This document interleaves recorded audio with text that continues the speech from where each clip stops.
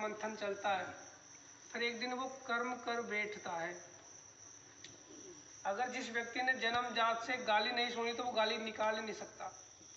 जैसा शब्द उसके सुनता है वैसा ही बोलता है व्यक्ति।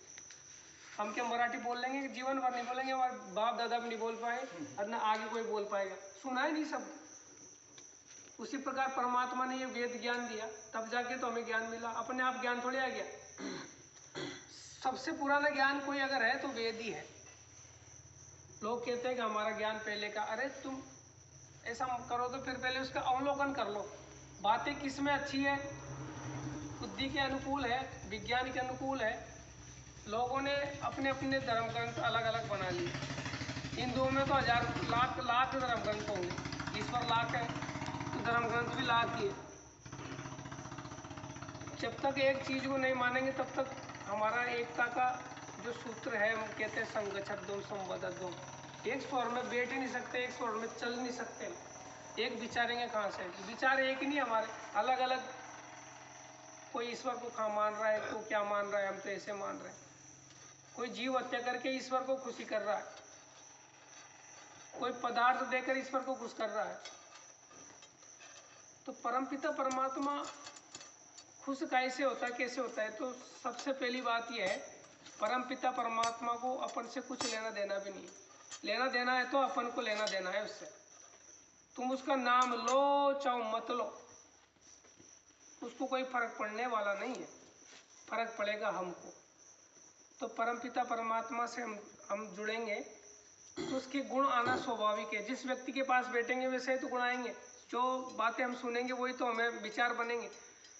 तो वेदों की बातें, विद्वानों की बातें सुनेंगे तो हम परमात्मा के निकट जाएंगे, और परमात्मा के निकट जाएंगे तो हमारे थोड़े जो दोष हैं, दोष तो आते हैं हम, तो दोष धीरे धीरे हमारे छूटते चले जाएंगे।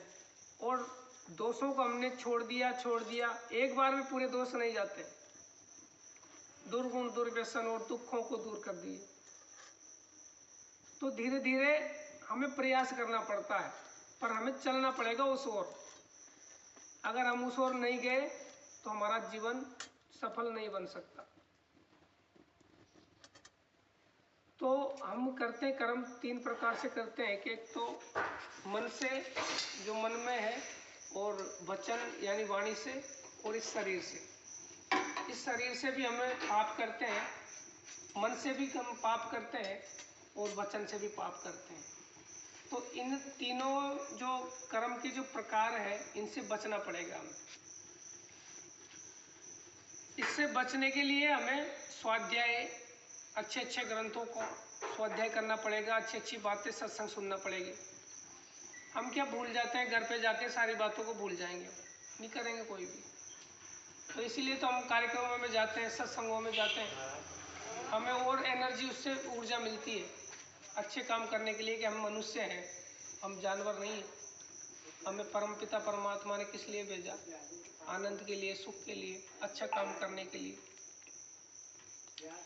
तो इसलिए हमें ये अवसर जो है सत्संग के, वो आयोजित करते रहना चाहिए, और हमारे कर्म जो है वो अच्छा सुधारना चाहिए ऐसे आयोजन करके।